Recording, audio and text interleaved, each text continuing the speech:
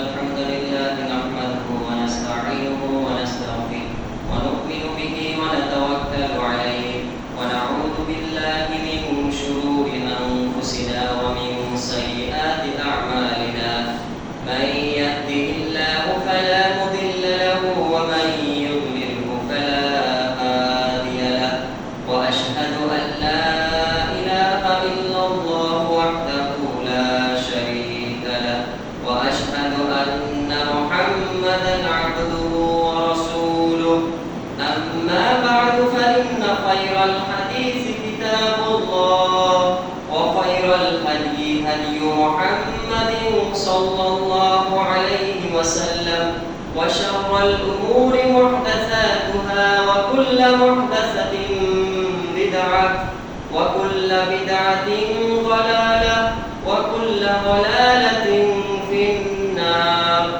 أعوذ بالله من الشيطان الرجيم. بسم الله الرحمن الرحيم.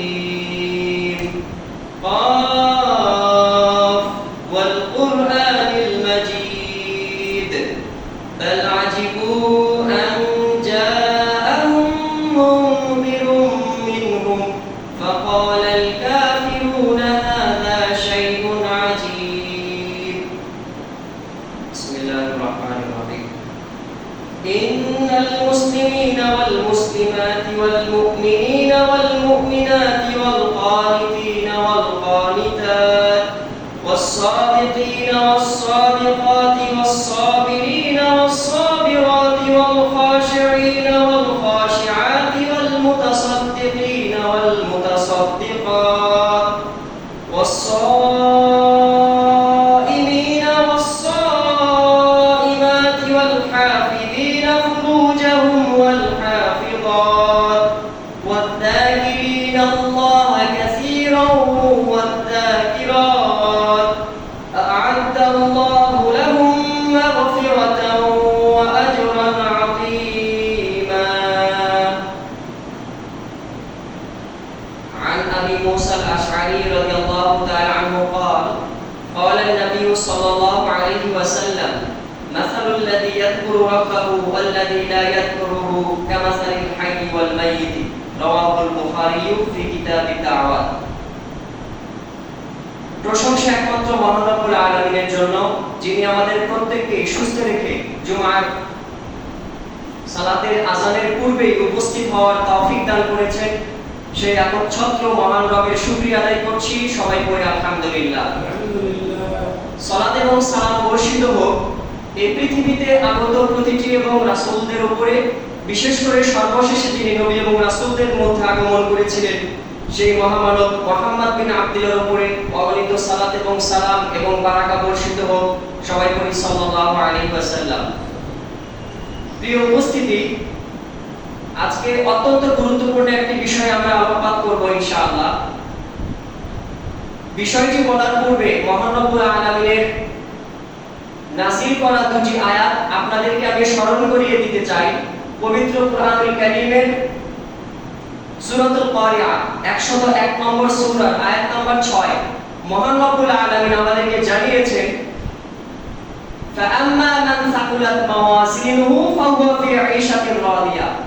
যে সমস্ত ব্যক্তিদের আমলনামা মাপতে গিয়ে ভারী হবে ফাহুয়া ফি ঈশাতির রাদিয়া, তারাই সন্তুষ্ট চিত্তে থাকতে পারবে, অর্থাৎ তারাই জান্নাতে প্রবেশ করবে।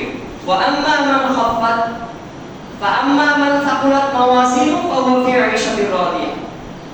যাদের আমলনামা ভারী হবে তারাই সন্তুষ্ট চিত্তে জান্নাতে বাসস্থানে থাকবে, আর যাদের আমলনামা হালকা হবে ফাউম্মুহু হাওিয়া, তার মা হবে হাবিয়া।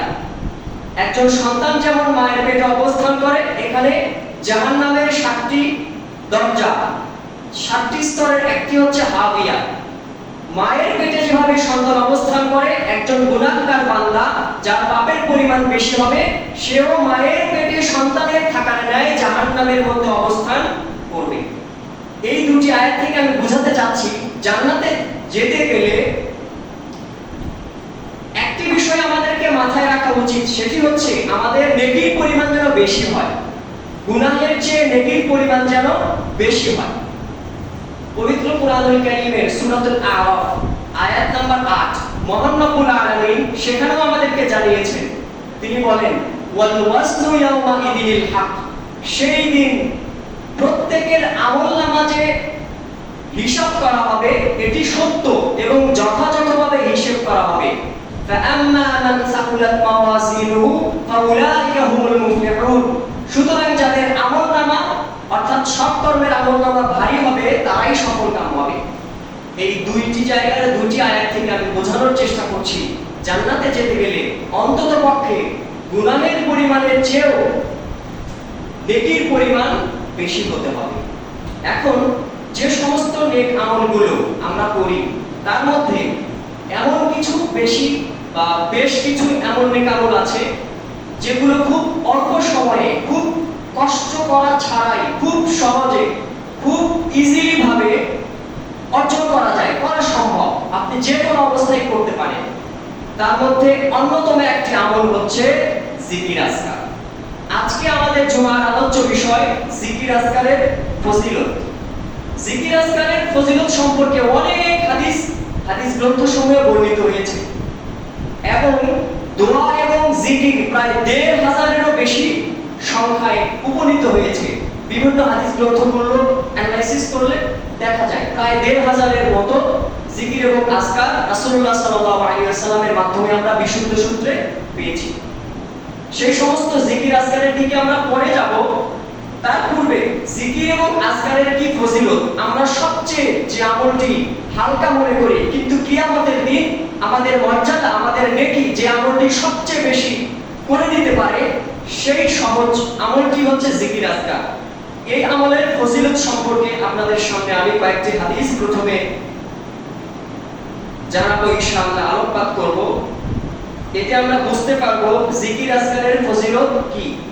তার আগে একটি কথা, জিকির আজকারের অনেক সময় রয়েছে, যেমন ৫ ওয়াক্ত ফরজ সালাতের পরে বিভিন্ন জিকির আজকার, সকালে বিভিন্ন রকম জিকির আজকার, সন্ধ্যায় উপনীত হলে বিভিন্ন জিকির আজকার। এগুলো ছাড়াও দৈনন্দিন জীবনে আরো অনেক জিকির আজকার হাদিসের গ্রন্থসমূহে বর্ণিত হয়েছে। বলা যায় অমরণ ৪ শ্রেণীতে আমরা জিকির আজকারগুলোকে বিভক্ত করতে পারি।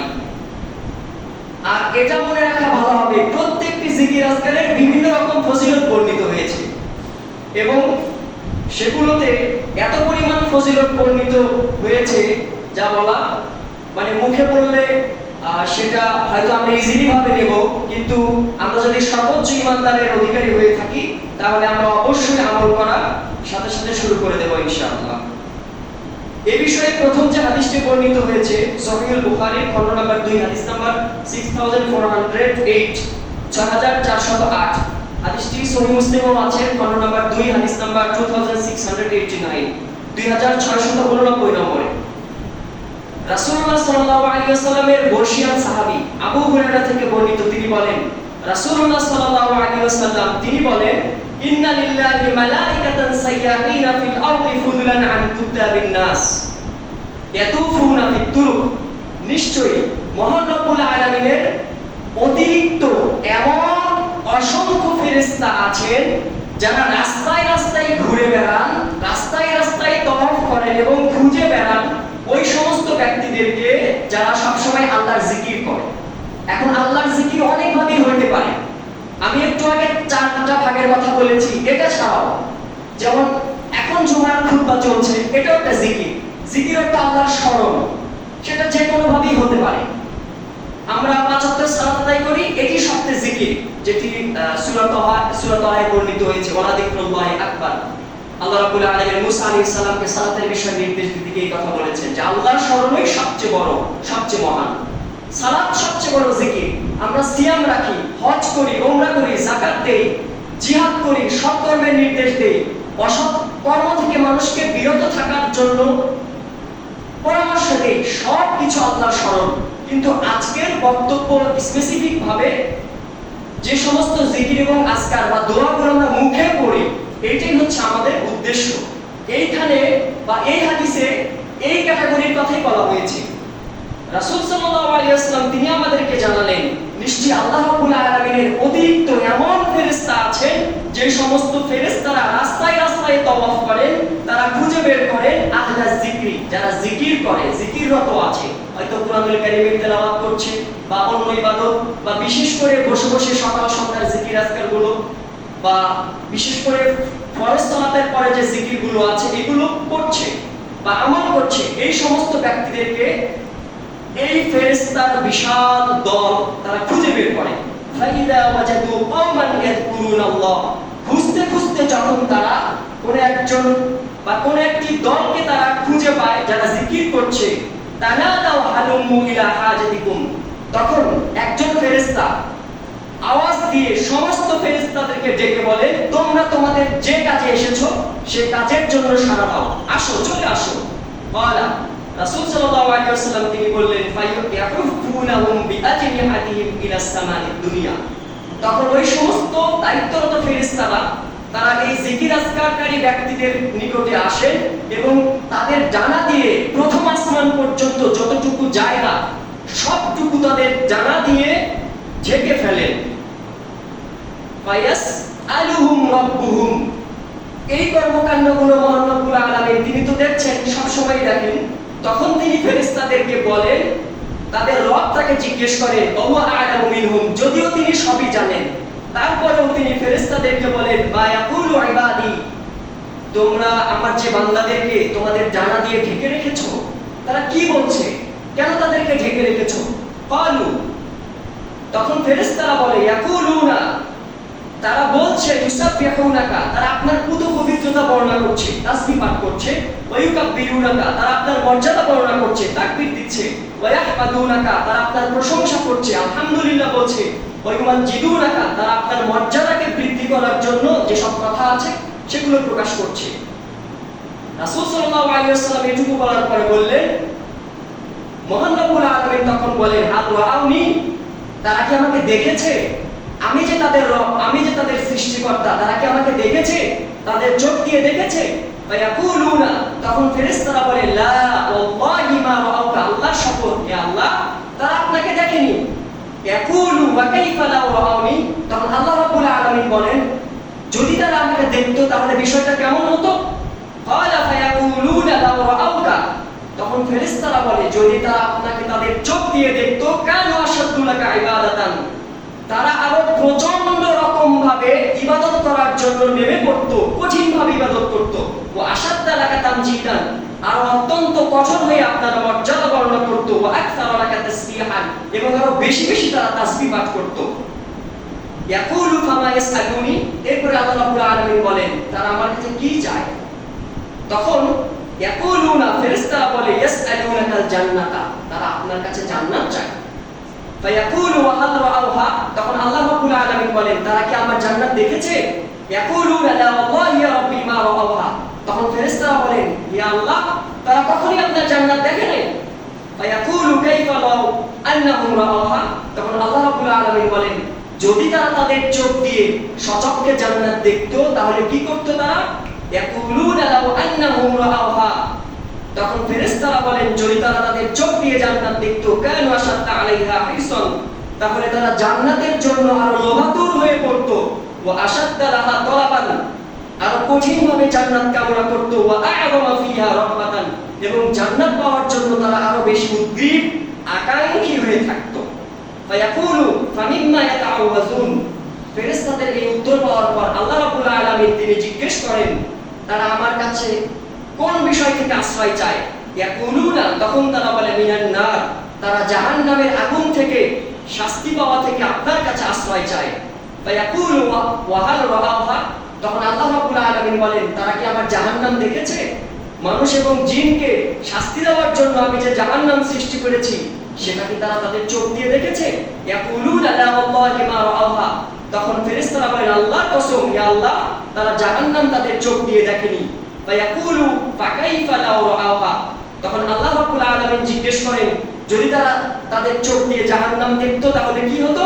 ইয়াকুলুনা লাউ রাআউহা কানু আশাদ্দা মিনহা ফিরারান, তখন ফেরেশতারা বলেন, যদি তারা তাদের চোখ দিয়ে জাহান্নাম দেখতো তাহলে জাহান্নাম থেকে বাঁচিয়ে পালানোর জন্য যা করা দরকার তাই তারা করতো। ওয়া আশাদ্দা লাহা মাখাফাতান, এবং জাহান্নামের ভয়ে অতি সন্ত্রস্ত ভীত সন্ত্রস্ত হয়ে থাকতো। ফায়াকুলু, তখন আল্লাহ রাব্বুল আলামিন এই কথোপকথনের পর তিনি বলেন, বা উশহিদুকুম আন্নী ক্বাদ গাফারতু লাহুম। আল্লাহ রাব্বুল আলামিন ফেরেশতাদের মাধ্যমে বা তাদের মাঝে ঘোষণা দেন, তিনি বলেন, আমি তোমাদেরকে সাক্ষী রেখে বলছি, আন্নী ক্বাদ গাফারতু লাহুম, তাদেরকে আমি ক্ষমা করে দিলাম। ফাআতাইতুহুম মা সাআলু, তারা যা চায় তা আমি তাদেরকে দিলাম। ওয়া আজারতুহুম মিম্মা ইসতাজারু, আর যা থেকে তারা আশ্রয় চায় সেখান থেকে তাদেরকে আমি আশ্রয় দিলাম। ইয়াকুলু মালাকুম মিনাল মালাইকা, এই ঘোষণার পর ফেরেশতাদের মধ্য থেকে একজন ফেরেশতা তিনি আল্লাহ রাব্বুল আলামিনকে বলেন, ফীহিম ফুলানুন লাইসা মিনহুম আবদুন খুত্তাউন, হে রাব্বুল আলামিন, তাদের মাঝে এমন একজন ব্যক্তি আছে যে ব্যক্তি জিকির আজকারকারীদের মধ্যে অন্তর্ভুক্ত ছিল না। আবদুল খুত্তা, সে রাস্তার পাশ দিয়ে চলে যাচ্ছিল, এমনি এসে বসেছে। তখন আল্লাহ রাব্বুল আলামিন বলেন, ইন্নামা জাআ লিহাজাতিন, যদিও সে তার অন্য কোনো প্রয়োজনে সেখানে এসেছে। ওয়ালাহু গাফারতু, তাকেও আমি ক্ষমা করে দিলাম। হুমুল জুলাসাউ, তারা এমন উপবেশনকারী, এমন বৈঠককারী, লা ইয়াশকা বিহিম জালিসুহুম, এই জিকির আজকারের মজলিসে যারা বসবে তাদের কেউই দুর্ভাগ্যবান হবে না। এই হাদিস থেকে জিকির আজকারকারীদের ফাজাইল অর্থাৎ মর্যাদা বোঝা যায়। এজন্য যে কোনো জায়গায় হোক, মসজিদে হোক, কোনো ওয়াজের মাহফিলে যদি আসলে কোরআন এবং সুন্নাহর আলোচনা সেখানে হয়, আমরা অবশ্যই অংশগ্রহণ করব ইনশাআল্লাহ। তাহলে অত্র জিকির আজকারকারীদের ফজিলত আমরা পাবো। যদি আমরা জান্নাত চাই, আল্লাহ রাব্বুল আলামিন ফেরেশতাদেরকে সাক্ষী রেখে আমাদের জান্নাতের ঘোষণা দিবেন। জাহান্নামের শাস্তি থেকে মাফ চাই, তাহলে জাহান্নামের শাস্তি থেকে মাফ করার ঘোষণা তিনি দিবেন। এবং অন্য কিছু বৈধ কিছু চাইলে সেটা দেওয়ারও আল্লাহ রাব্বুল আলামিন ঘোষণা দেবেন। এই বিষয়ে হাদিস নাম্বার 2, দ্বিতীয় যে হাদিসটি বর্ণিত হয়েছে সুনানে ইবনে মাজাহ খণ্ড নাম্বার 1 হাদিস নাম্বার 1856, 1856, হাদিসটি সুনানে তিরমিজি এবং সুনানে আহমদেও বর্ণিত হয়েছে। রাসূল সাল্লাল্লাহু আলাইহি ওয়াসাল্লামের একজন প্রসিদ্ধ সাহাবী সাওবান রাদিয়াল্লাহু তাআলা আনহু থেকে বর্ণিত, তিনি বলেন, লাম্মা নাযালা ফিল ফিদ্দাতি ওয়াল যাহাবি, যখন আল্লাহ রাব্বুল আলামিন স্বর্ণ এবং রৌপ্যের বিধান সংক্রান্ত বিষয় আলোচনা করতে গিয়ে এই আয়াত নাযিল করলেন। এই কথা বলে তিনি পবিত্র কুরআনুল কারীমের 9 নং সূরা সূরাতুত তাওবার 34 নম্বর আয়াত তেলাওয়াত করলেন, যেখানে মহান রব্বুল আলামিন তিনি বলেছেন, আউযু বিল্লাহি মিনাশ শাইতানির রাজীম, ওয়াল্লাযীনা ইয়াকনিজুনা আয-যাহাবা ওয়াল ফিদ্দাতা ওয়া লা ইউনফিকুনাহা ফী সাবিলিল্লাহ ফাবাশশিরহুম বিআযাবিন আলীম। আল্লাহ রাব্বুল আলামিন রাসূল সাল্লাল্লাহু আলাইহি ওয়াসাল্লামের মাধ্যমে আমাদেরকে জানালেন, যারা স্বর্ণ এবং রৌপ্য পুঞ্জীভূত করে রাখে, ওয়ালা ইউনফিকুনাহা ফী সাবিলিল্লাহ, কিন্তু আল্লাহর রাস্তায় স্বর্ণ এবং রৌপ্য খরচ করে না, অর্থাৎ শুধু জমায়, তারা স্বর্ণ এবং রৌপ্যের যাকাত ঠিকমতো আদায় করে না, ফাবাশশিরহুম বিআযাবিন আলীম, আপনি তাদেরকে যন্ত্রণাদায়ক শাস্তির দুঃসংবাদ দিন। এই আয়াত যখন নাযিল হলো, ক্বালু ফাআইয়ুল মালি নাত্তাখিযু, তখন সাহাবীগণ আলোচনা শুরু করলেন যে আমাদের সময়ে স্বর্ণ এবং রৌপ্য মূল একটা সম্পদ, যা আমরা সংগ্রহে রাখি। যদি আমরা এটা সংগ্রহে না রাখতে পারি, তাহলে আমরা কোন সম্পদ সংগ্রহে রাখবো, কোন সম্পদ আমরা অর্জন করব? এরকম তারা আলোচনা করতে লাগলেন। ক্বালা উমর, যেখানে আলোচনা হচ্ছিল সেখানে উমর ইবনে খাত্তাব রাদিয়াল্লাহু তাআলা আনহু তিনিও ছিলেন। তিনি বললেন, ফাআনা আ'লামু ওয়া আনা ফি লাকুম যালিক, ঠিক আছে, তোমরা এখানে অবস্থান করো, আমি এটা জেনে তোমাদেরকে এসে জানাবো। ফাওয়াদা আলা বাঈরিহি, তখন তিনি তার উটে চড়ে রাসূল সাল্লাল্লাহু আলাইহি ওয়াসাল্লামকে খুঁজতে বের হলেন। ফাআদরাকান নবী সাল্লাল্লাহু আলাইহি ওয়াসাল্লাম, এবং নবী সাল্লাল্লাহু আলাইহি ওয়াসাল্লামকে তিনি পেয়ে গেলেন। ওয়া আনা ফি আখরিহি, সাওবান রাদিয়াল্লাহু তাআলা আনহু তিনি বলেন যে আমিও তার পিছনে পিছনে গেলাম যে রাসূল সাল্লাল্লাহু আলাইহি ওয়াসাল্লাম তিনি কি উত্তর দেন। ফাকালা ইয়া রাসূলুল্লাহ, তখন তিনি তাকে পেয়ে গিয়ে বলেন, হে আল্লাহর রাসূল, আইয়ুল মালি নাত্তাখিযু, তাহলে আমরা কোন সম্পদ গ্রহণ করব, কোন সম্পদ আমরা সংগ্রহ করব, অর্জন করব, পুঞ্জীভূত করে রাখব।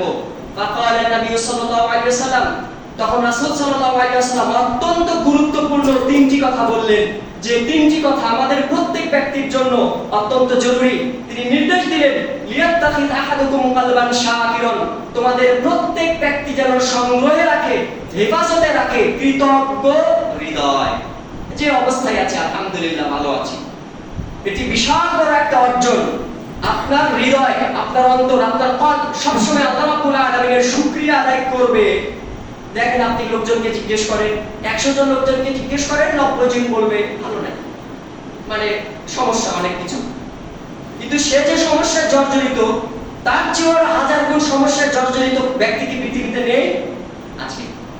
কিন্তু ওই 1000 সমস্যায় জর্জরিত ব্যক্তিদের মধ্যে যদি কেউ মুমিন থাকে, তাকে জিজ্ঞেস করে, সে বলবে আলহামদুলিল্লাহ আমি ভালো আছি। কিন্তু আমরা সবসময় অভিযোগ নিয়েই ব্যস্ত। এই জন্য রাসূল সাল্লাল্লাহু আলাইহি ওয়াসাল্লাম তিনি নির্দেশ দিলেন, তিনটি কথা বললেন। প্রথমটা হচ্ছে ইয়াত্তাকিদা আহাদুকুম কালবান শাকিরান, তোমাদের মধ্যে প্রত্যেক ব্যক্তি যেন কৃতজ্ঞ হৃদয় এটাকে সংরক্ষণে রাখে। যদি আপনি দেখেন সব অবস্থায় আপনি আলহামদুলিল্লাহ বলছেন, যতই সমস্যা আসুক আপনি বুঝে নেবেন আল্লাহ রাব্বুল আলামিন আপনাকে দামি একটা সম্পদ দিয়েছেন, সেটা হচ্ছে কালবান শাকিরান, শুকরিয়া আদায়কারী হৃদয়। যে অবস্থায় আছেন আলহামদুলিল্লাহ। 2 ওয়া লিসানান যাকিরান, জিকির আজকারকারী জিহ্বা। এটি বৃহত্তম একটা দ্বিতীয় একটা সম্পদ। সবসময় আল্লাহর জিকির যারা করে, দেখবেন 24 ঘন্টা অনেক মানুষ কোনো কাজ করে না, কিন্তু 24 ঘন্টায় একবারও মুখ দিয়ে সুবহানাল্লাহ বের হয় না। ধরেন মোবাইলে কোনো ভালো একটা ভিডিও দেখছে, সুন্দর একটা সুললিত কণ্ঠে একটা কোরআনুল কারীমের তেলাওয়াত শুনছে, হয়তো অর্থ সহই দেখছে, মানে ভালো কিছুতে ব্যস্ত আছে, তারপরেও কখনো মুখ দিয়ে সুবহানাল্লাহ, আলহামদুলিল্লাহ, আল্লাহু আকবার, লা ইলাহা ইল্লাল্লাহ, যে সমস্ত জিকির আজকারগুলো তার মুখস্থ আছে, সেগুলো তার মুখ দিয়ে বের হয় না। এর জন্য রাসূল সাল্লাল্লাহু আলাইহি ওয়াসাল্লাম বললেন, লিয়াত্তাকিদা আহাদুকুম লিসানান যাকিরান, তোমাদের মধ্যে প্রত্যেক ব্যক্তি যেন জিকির আজকারকারী যে জিহ্বা, এটাকে যেন সংরক্ষণে রাখে, এটাকে যেন দামি মনে করে, হেফাজত করে। 3 নম্বরে বললেন, যেটা আমাদের প্রত্যেক ব্যক্তির জন্য বেশি জরুরি, ওয়া যাওজাতান মুমিনাতান, এবং ওই মুমিনা স্ত্রীকে যেন সংরক্ষণে রাখে, হেফাজতে রাখে। তুইনু আহাদুকুম আলা আমরিল আখিরা, যে সমস্ত নেক সতী সাধবী স্ত্রীরা তোমাদেরকে আখিরাতের কাজে সাহায্য করবে। যে সমস্ত স্ত্রীরা নিজেদের স্বামীদেরকে নেক কাজের জন্য উৎসাহিত করে না, তাকে সহযোগিতা করে না, এই সমস্ত স্ত্রীরা জান্নাতে স্বামীদের সাথে থাকতে পারবে কিনা এ বিষয়ে সালাফরা সন্দেহ করতে। এই জন্য যে সমস্ত স্ত্রীরা নিজেদের স্বামীদেরকে বিভিন্ন সময়ে সালাত আদায়ের জন্য হোক, সিয়াম রাখার জন্য হোক, হজ বা উমরার জন্য হোক, বা দান সাদাকার জন্য হোক, বা যে কোনো ভালো বা সৎকর্মের জন্য যদি উৎসাহিত করে এবং জানায় যে তুমি এই কাজটা করো, তোমার জন্য ভালো, তাহলে কখনো তার উপর বিরক্ত না হয়ে অবশ্যই তাকে আপনার সহযোগিতা করা উচিত। এই জন্য মুমিনা স্ত্রী আমাদের ঘরে দরকার। ছেলেদেরকে বিয়ে দেওয়ার আগে অবশ্যই ভালো মেয়ে দেখতে হবে। রাসূল সাল্লাল্লাহু আলাইহি ওয়াসাল্লাম আমাদেরকে বারবার জানিয়েছেন যে মহিলাদেরকে বিয়ে করা হয় সাধারণত 4টি জিনিস দেখে: সৌন্দর্যতা দেখে, বংশ অবস্থা দেখে, সম্পদ দেখে। সর্বশেষে তিনি বললেন, ফাসফার বিজাতিদ দ্বীন, তোমাদের প্রত্যেকেই যেন ধর্মভীরুতাকে প্রাধান্য দেয়। মেয়ের সৌন্দর্যতা দেখলেন, মেয়ের বংশ দেখলেন, সম্পদ দেখলেন, এর পরবর্তীতে মেয়ের ধর্মভীরুতা দেখলেন না। আপনি তো ছেলেটাকে নিজের দায়িত্বে আপনি তার দুনিয়াটাকে জাহান্নাম বানিয়ে দিলেন। এই মেয়েটা এসে জীবনে আপনার ছেলেকে বলবে না যাও নামাজে যাও। এই ছেলেটাকে আপনার পরের ঘরের মেয়ে জীবনেও বলবে না যে তুমি, তোমার তো টাকা পয়সা আছে, তুমি হজ করে আসো, যুবক বয়স, হজ করে আসো, উমরায় যাও। বলবে একটা বাড়ি নাই, বা এখন তো একটা ভাঙাচুরা বাড়ি রাখছো, একটা ভালো দেখে একটা বাড়ি করো, জায়গা জমি কেনো, এই করো ওই করো, মানে শুধু দুনিয়া লাগবে। তাহলে নিজ হাতে আপনি আপনার সন্তানের দুনিয়াকে জাহান্নাম বানিয়ে দিলেন। বিপরীত পক্ষেও তাই। মেয়েকে বিবাহ দিবেন, অবশ্যই ছেলে দেখতে হবে, ছেলে কেমন, নাকি? ছেলের সৌন্দর্য দেখলেন, ছেলে কি করে, ইনকাম কেমন, ছেলের ব্যাকগ্রাউন্ড কি, ছেলের বংশধর কেমন, ছেলের বাড়ি ঘর জমি জমা সব দেখলেন, ছেলে নামাজ পড়ে কিনা সেটা আপনি দেখলেন না। আপনি নিজে আপনার ঘরের মেয়ে, আপনার আমানত, সেটা আপনি নষ্ট করলেন। এই মেয়ে যদি বিবাহের পরে কোনো কারণে তার দিন ধর্ম পালন করতে সামান্যতম ব্যাহত হওয়ার মতো অবস্থায় পৌঁছে, অবশ্যই পিতা এবং মাতা হিসেবে যত গুনাহ হবে, সন্তানের যে সমস্যাটা হবে, এটার পূর্ণ একটা গুণ তো পিতা মাতার উপরে আসবে, অবশ্যই আসবে। কারণ বিবাহ দেওয়ার আগ পর্যন্ত সে তো আপনার আমানত ছিল। আপনি বিয়ে দেওয়ার আগ পর্যন্ত অবশ্যই আপনার দায়িত্ব ছিল ছেলে কেমন, অর্থাৎ ছেলের ধর্মভীরুতা কেমন সেটা দেখা। এই জন্য আমাদের উচিত নিজেদের ছেলেদেরকে ভালো মেয়ে খুঁজে বের করে বিবাহ দেওয়া, আর মেয়ে হলে ভালো ছেলে খুঁজে বের করে তাদের সাথে বিবাহ দেওয়া। যদি সেটা করতে পারেন তাহলে রাসূল সাল্লাল্লাহু আলাইহি ওয়াসাল্লামের তৃতীয় নির্দেশ বাস্তবায়ন হবে। তিনি বললেন ওয়াজাওজাতান মুমিনাতান তুরাইদু আহাদুকুম আলা আমরিল আখিরাহ, এবং তোমরা মুমিনা স্ত্রীদেরকে সংরক্ষণে রাখো, হেফাজতে রাখো, তাদেরকে আবদ্ধ করে রাখো, তাদের দেখাশোনা করো, যারা তোমাদেরকে পরকালীন কাজে সহযোগিতা করে। যে সমস্ত স্ত্রীরা আমাদেরকে দ্বীন ধর্ম পালনের ক্ষেত্রে সহযোগিতা করেন, তাদের অনেক ভুল ত্রুটি থাকতেই পারে, দুনিয়াতে ভুল ত্রুটি থাকবেই, কেউই স্বয়ং সম্পূর্ণ নয়। রাসূল সাল্লাল্লাহু আলাইহি ওয়াসাল্লামের সাথে পারিবারিক বিষয় স্ত্রীদের অনেক সময় অনেক বিষয়ে মনোমালিন্য তৈরি হয়েছে, আপনারা জানেন, যদি এই বিষয়গুলো আলোকপাত করা হয় না। অনেক সময় তৈরি হয়েছে, দুনিয়াবী জীবনে তৈরি হবে, কিন্তু রাসূল সাল্লাল্লাহু আলাইহি ওয়াসাল্লামের নির্দেশ এবং নিজে এবং পরিবার সহ জান্নাতে যাইতে চাইলে অবশ্যই নিজেদের সৎ স্ত্রীদেরকে সংরক্ষণে রাখতে হবে। তাহলে অত্র হাদিসের শিক্ষা, আমরা প্রত্যেকেই কৃতজ্ঞ হৃদয় এটাকে সংরক্ষণে রাখবো, সবসময় আলহামদুলিল্লাহ যে অবস্থায় থাকি না কেন। দ্বিতীয়ত, সবসময় জিকির আজকার করব এবং নিজেদের জিহ্বাকে সিক্ত রাখবো, এবং যাদের ঘরে মুমিনা সতী সাধক স্ত্রী আছে তাদেরকে আমরা ভালোবাসবো, তাদের দেখাশোনা করব, তাদেরকে আমরা নিয়ন্ত্রণে রাখবো এবং তাদেরকে সংরক্ষণে রাখবো। হাদিস নাম্বার 3, সহিহ বুখারীর দ্বিতীয় খণ্ডের হাদিস নাম্বার 7405, 7405। হাদিসটি সহিহ মুসলিমেও বর্ণিত হয়েছে। হাদিসটি হচ্ছে হাদিসে কুদসি, অর্থাৎ মহান রব্বুল আলামিনের কথা রাসূল সাল্লাল্লাহু আলাইহি ওয়াসাল্লাম নিজের ভাষায় ব্যক্ত করেন। হাদিসে কুদসি বলা হয় যে হাদিসের কথাগুলো মহান রব্বুল আলামিনের, মূল ভাবটা মহান রব্বুল আলামিন জানিয়েছেন, রাসূল সাল্লাল্লাহু আলাইহি ওয়াসাল্লাম নিজের ভাষায় সেটা ব্যক্ত করেছেন। কুরআনুল কারীম এবং হাদিসে কুদসির পার্থক্য এটাই। রাসূল সাল্লাল্লাহু আলাইহি ওয়াসাল্লাম তিনি বলেন, ইয়াকুলুল্লাহু তাআলা, মহান রব্বুল আলামিন তিনি বলেন, আনা ইনদা যান্নি আবদি বি, আমার বান্দা আমাকে যেমন ধারণা করে আমি তার কাছে তেমন। এইজন্য আল্লাহ রাব্বুল আলামিনের বিষয়ে সৎ ধারণা রাখতে হয়। এরপরে তিনি বলেন, ওয়া আনা মাআহু ইযা যাকারানি, যখন সে আমার জিকির করে, আমার স্মরণ করে, তখন আমি তার সাথে থাকি। ফা ইন যাকারানি ফি নাফসি, যদি কোন বান্দা আমাকে মনে মনে স্মরণ করে, যাকারতুহু ফি নাফসি, তখন আমিও তার সৃষ্টিকর্তা প্রতিপালক, আমি আল্লাহ তাকে মনে মনে স্মরণ করি। ওয়া ইন যাকারানি ফি মালাইন, যদি সে জনসমাবেশে আমাকে স্মরণ করে, যাকারতুহু ফি মালাইন খায়রিন মিনহুম, তাহলে আমি সর্বোৎকৃষ্ট সমাবেশে, অর্থাৎ সবচেয়ে মর্যাদাবান ফেরেশতাদের সমাবেশে আমি তাকে স্মরণ করি, অর্থাৎ তাকে যে আমি ভালোবাসি সেটা আমি তাদেরকে জানাই। ওয়া ইন তাকাররাবা ইলাইহা বিশিবরিন, যদি কোনো বান্দা আমার দিকে 1 বিঘত পরিমাণ এগিয়ে আসে, তাকাররাবতু ইলাইহি জিরাআন, আমি তার দিকে 1 হাত এগিয়ে আসি। ওয়া ইন তাকাররাবা ইলাইয়া জিরাআন, আর যদি কোনো বান্দা আমার দিকে 1 হাত পরিমাণ এগিয়ে আসে, তাকাররাবতু ইলাইহি বাআন, আমি তার দিকে 2 হাত অর্থাৎ 1 গজ এগিয়ে যাই। ওয়া ইন আতানি ইয়ামশি, যদি কোনো বান্দা আমার দিকে হেঁটে আসে, আতাইতু হারওয়ালাতান, আমি তার দিকে দৌড়ে দৌড়ে যাই। আর আমি আপনি বলি যে আল্লাহ রাব্বুল আলামিন আমার আপনার দোয়া কবুল করে। দোয়া অবশ্যই কবুল হয় আমরা হাদিসগুলো পড়লে, বা যারা আমরা জানি যে মহান রাব্বুল আলামিন 3 ভাবে দোয়া কবুল করেন। আপনি বা আমি কোনো দোয়া করলে সাথে সাথেই কবুল হবে, বিষয়টা এমন নয়। কবুল অবশ্যই মহান রব্বুল আলামিন করেন, কিন্তু সেটার ধরন 3 রকম ভাবে হয়ে থাকে। এই জন্য মহান রব্বুল আলামিনের জিকির আজকার সব সময়ে করা উচিত। এই বিষয়ে হাদিস নাম্বার 4, সহিহ মুসলিম খণ্ড নাম্বার 2, হাদিস নাম্বার 2676, 2676। আবু হুরায়রা রাদিয়াল্লাহু তাআলা আনহু থেকে বর্ণিত, তিনি বলেন, কানা রাসূলুল্লাহ সাল্লাল্লাহু আলাইহি ওয়াসাল্লাম ইয়াসিরু ফি তরিqi মাক্কাহ, একদিন রাসূল সাল্লাল্লাহু আলাইহি ওয়াসাল্লাম মক্কার পথে হাঁটছিলেন। ফামাররা আলা জাবালিন, তখন তিনি একটি পাহাড়ের পাদদেশ দিয়ে যাচ্ছিলেন। ইকাল লাহু জুমদান, যে পাহাড়ের নাম ছিল জুমদান। ফাকাল রাসূলুল্লাহ সাল্লাল্লাহু আলাইহি ওয়াসাল্লাম সিরু হাদা জুমদান, তখন রাসূল সাল্লাল্লাহু আলাইহি ওয়াসাল্লাম তিনি বললেন, তোমরা এই জুমদান পাহাড় এটাতে সফর করো।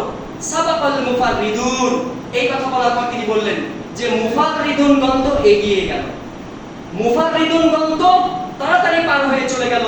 ক্বালু ওয়া মান মুফাররিদুন ইয়া রাসূলুল্লাহ, তখন সাহাবীগণ বললেন, হে আল্লাহর রাসূল, একাকিত্ব অবলম্বনকারী অর্থাৎ মুফাররিদুন এরা কারা? তখন তিনি বললেন আয-যাকিরুনাল্লাহ কাসীরান ওয়ায-যাকিরাত, ওই সমস্ত জিকির আজকারকারী পুরুষ এবং নারীরা যারা জিকির আজকার করে অর্থাৎ অন্যান্য ইবাদতের পাশাপাশি বেশি ফজিলতপূর্ণ জিকির আজকার করে তাদের আমলনামাকে ভারী করে ফেলেছে, এই সমস্ত ব্যক্তিরাই তোমাদের চেয়ে এগিয়ে চলে গেল।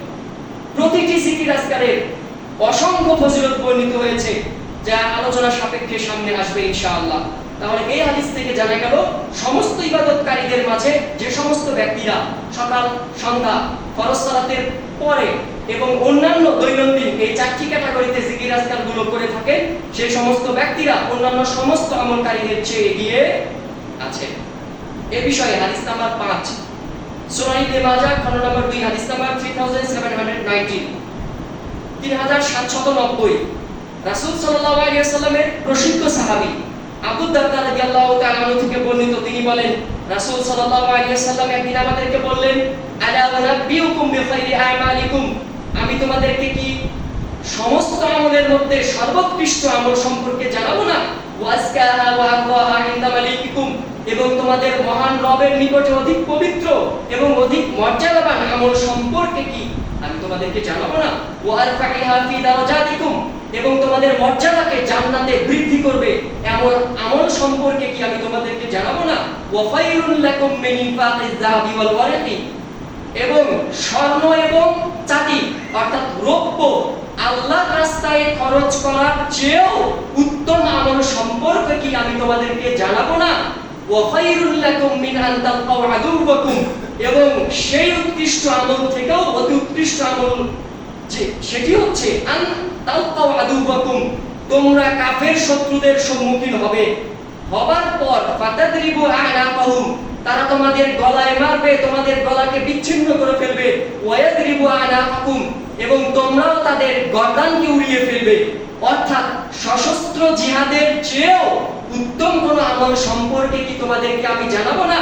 ক্বালু ওয়া মা যাকা ইয়া রাসূলুল্লাহ, তখন সাহাবীগণ বললেন, আল্লাহর রাসূল অবশ্যই সেটি কি?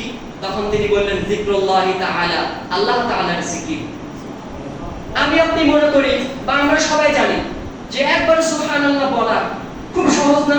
খুবই সহজ, মানে বিন্দু পরিমাণ কষ্ট হয় না যদি আমাদের মুখস্থ থাকে। এর বিপরীতে আপনার পকেট থেকে 100 টাকা খসানো আরো কঠিন না? অনেক কঠিন না? এর বিপরীতে আপনাকে যদি বলা হয় আজকে রাতে আপনি 100 টাকা নফল সালাত করবেন, এটা আরো বেশি কঠিন না? আরো যদি বলা হয় আপনি একটানা 30 দিন এই মাসে এখন থেকে শুরু করে 30 দিন রোজা রাখেন, এটা কি আরো কঠিন না?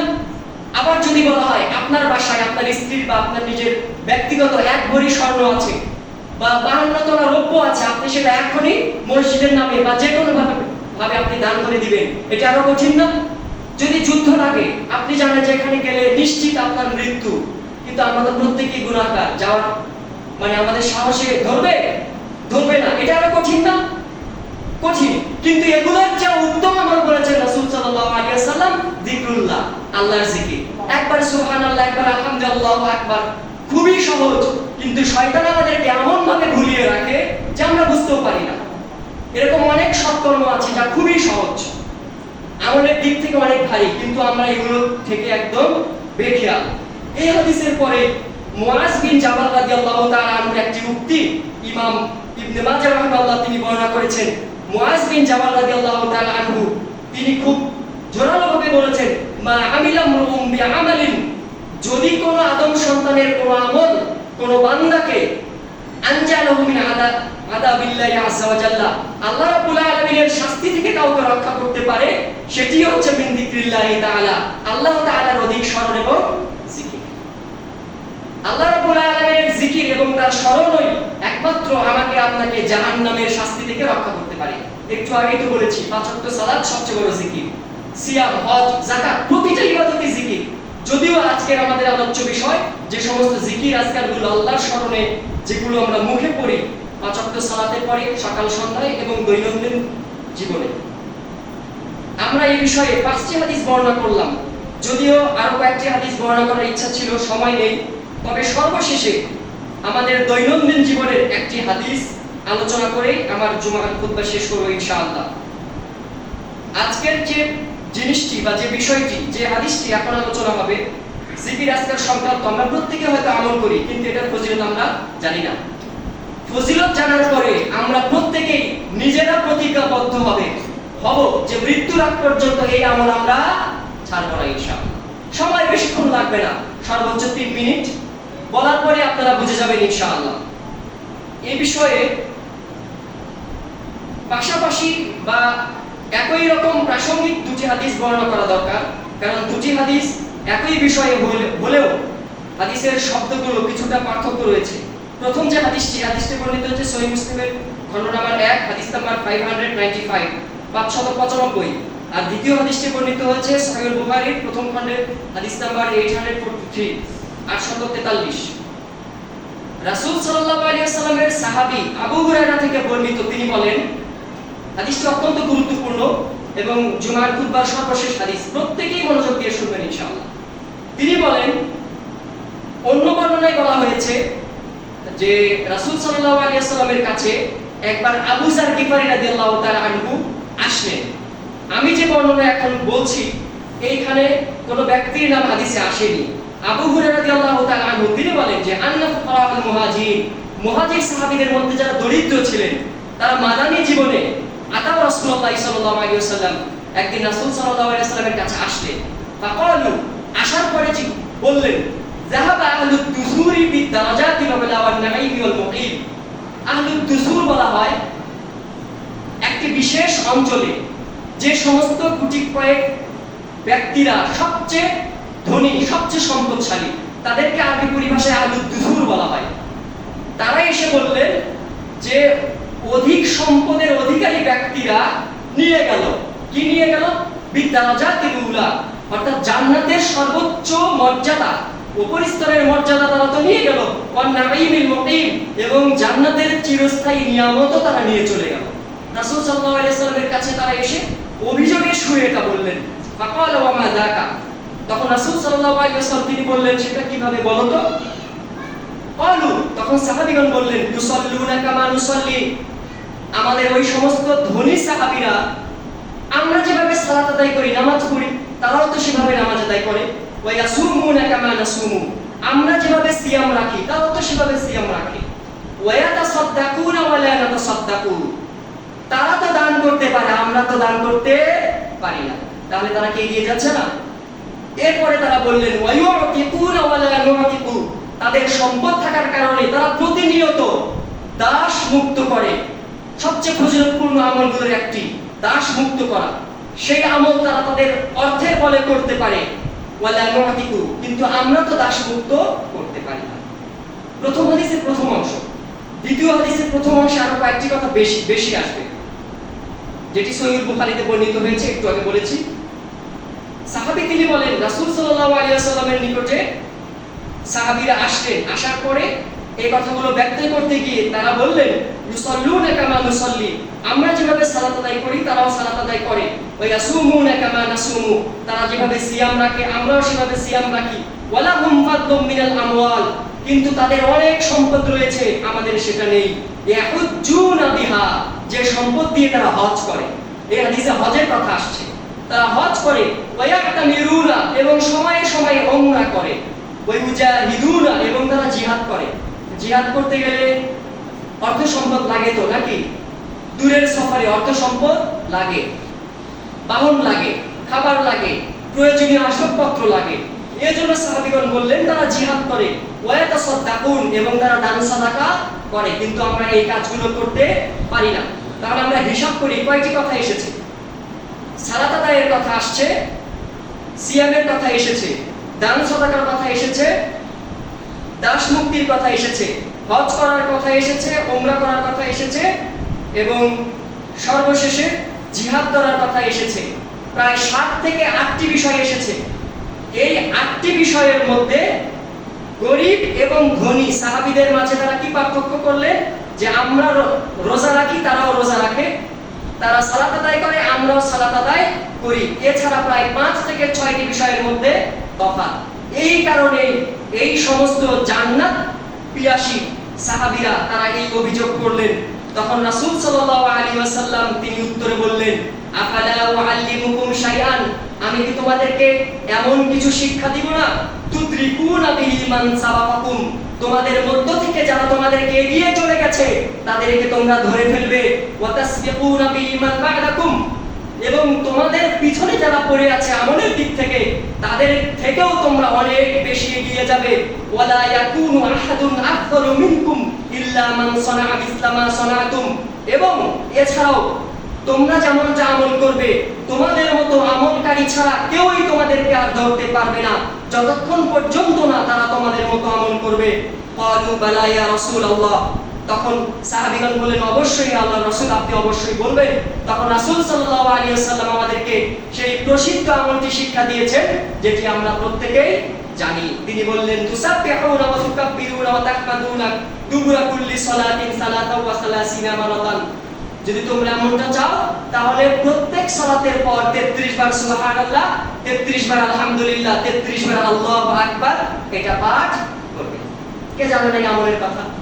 কিন্তু ফজিলত কবে থেকে কয়জন আমরা এই ফজিলতটা জানতাম যে এইভাবে এই কারণে রাসূল সাল্লাল্লাহু আলাইহি ওয়াসাল্লাম এই শব্দে আমাদের সামনে এই ফজিলতে হাদিস বর্ণনা করেছেন? আগে আমাদের মাথায় ছিল, অনেকেই জানি হয়তো ভুলে গেছি, অনেকে হয়তো কখনো শুনি নাই, শুধু শুনেছি 5 ওয়াক্ত ফরজ সালাতের পর 33 বার করে পড়তে হয়, এরপরে লা ইলাহা ইল্লাল্লাহ কালিমাতুত তাওহীদ পড়তে হয়, কিন্তু ফাজাইল ফজিলত আমরা জানি না। যখন আমরা জানবো তখন আমল করার ক্ষেত্রে আমরা আরো উদ্গ্রীব হব। এই হাদিসের মধ্যে কালিমাতুত তাওহীদ পাঠ করার কথা আসেনি, 33 বার করে পড়ার কথাই রাসূল সাল্লাল্লাহু আলাইহি ওয়াসাল্লাম পড়ার কথা বললেন। এই হাদিসের বর্ণনাকারী আবু সালেহ রাহিমাহুল্লাহ, বিখ্যাত তাবেঈ, তিনি আবু হুরায়রা রাদিয়াল্লাহু তাআলা আনহুর কাছ থেকে হাদিস বর্ণনা করেছেন।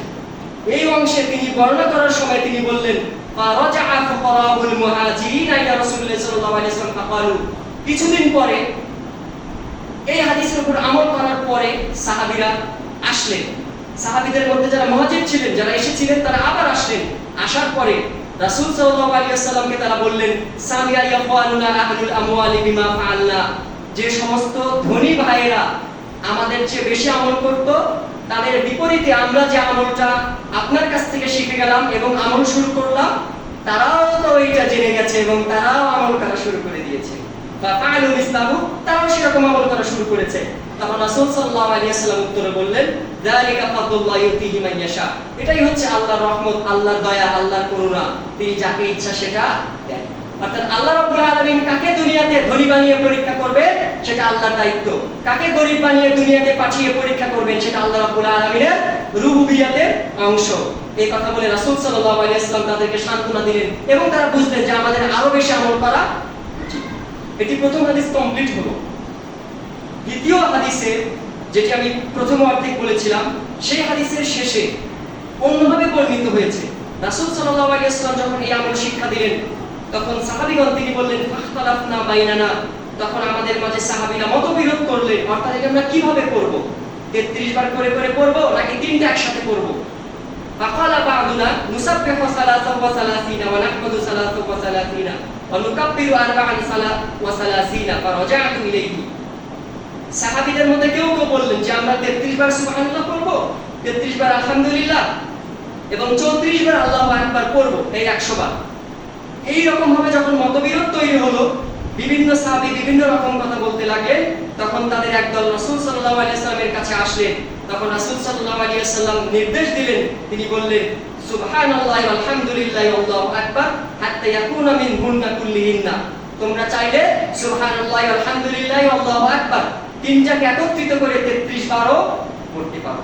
আমরা দুইভাবেই পড়তে পারি, 33 বার করে সুবহানাল্লাহ, আলহামদুলিল্লাহ, আল্লাহু আকবার ভাগ ভাগ করেও পড়তে পারি। কালিমাতুত তাওহীদ যেটি আমরা পড়ি সেটি সহিহ মুসলিমের অন্য বর্ণনায় এসেছে। আবার সুবহানাল্লাহ, আলহামদুলিল্লাহ, আল্লাহু আকবার এই তিনটাকে একত্রিত করে 33 বার, মোট 99 বার হয়, এভাবে আমরা পড়তে পারি এবং সর্বশেষে কালিমাতুত তাওহীদও পড়তে পারি। এছাড়াও এখানে যে বর্ণনা আসলো সে বর্ণনা অন্য হাদিসেও এসেছে, অর্থাৎ 33 বার করে পড়ে লা ইলাহা ইল্লাল্লাহ ওয়াহদাহু লা শারীকা লাহু লাহুল মুলকু ওয়া লাহুল হামদু ওয়া আলা কুল্লি শাইইন কাদির, এভাবে আমরা কমপ্লিট করতে পারবো। অথবা 33 বার সুবহানাল্লাহ আলহামদুলিল্লাহ পড়ে 34 বার আল্লাহু আকবার পড়ব, সে বর্ণনাটিও রয়েছে। আমরা আমরা দুইভাবেই করতে পারবো ইনশাআল্লাহ। এই বিষয়ে ছোট্ট একটি নোট আমি দিয়ে শেষ করছি, সেটি হচ্ছে সহিহ বুখারী এবং সহিহ মুসলিমে এই হাদিসটি আরো বিভিন্নভাবে বর্ণিত হয়েছে এবং অন্যান্য অনেক ফাজাইল বিভিন্ন দোয়ার ক্ষেত্রেও বর্ণিত হয়েছে, কিন্তু এই আমলের আরেকটা ফজিলত বর্ণিত হয়েছে, যে হাদিসে রাসূল সাল্লাল্লাহু আলাইহি ওয়াসাল্লাম তিনি শেষে আমাদেরকে জানিয়েছেন যে যে ব্যক্তি প্রতিনিয়ত প্রত্যেক সালাতের পরে এই আমলটি করবে, অর্থাৎ 33 বার করে পড়বে এবং ওয়াকালা তামামাল বিআ 100 বার পড়ার ক্ষেত্রে গিয়ে পূর্ণ করবে লা ইলাহা ইল্লাল্লাহু ওয়াহদাহু লা শারীকা লাহু লাহুল মুলকু ওয়া লাহুল হামদু ওয়া আলা কুল্লি শাইইন কাদির, এটি করবে গুফিরাত খাতায়াহু ওয়া ইন কানাত মিথলা জাবাদিল বাহরি, তার গুনাহসমূহ ক্ষমা করে দেওয়া হবে যদিও তা সমুদ্রের ফেনা পরিমাণ হয়ে থাকে। তাহলে এই আমলের দুইটি ফজিলত আমি আপনি যখন করব তখন আমরা এই দুটি হাদিসের বিষয়গুলো মাথায় রেখে আমরা আমল করার চেষ্টা করব ইনশাআল্লাহ। মহান রব্বুল আলামিন আজকের যে আলোচনা এখান থেকে আমাদের প্রত্যেককে উপকৃত হওয়ার তৌফিক দান করুন, আমাদের প্রত্যেককেই বেশি বেশি জিকির আজকার করার তৌফিক দান করুন, প্রত্যেককেই কৃতজ্ঞ হৃদয় এবং মুমিনা স্ত্রীদেরকে সংরক্ষণে বা হেফাজতে রাখার তৌফিক দান করুন এবং যে সমস্ত জিকির আজকারগুলো আমরা জানি সেগুলোর উপরে বেশি বেশি আমল করার তৌফিক দান করুন। আল্লাহুম্মা আমিন। সুবহানাকাল্লাহুম্মা ওয়া বিহামদিকা আশহাদু আল্লা ইলাহা ইল্লা আনতা আস্তাগফিরুকা ওয়া আতুবু ইলাইক।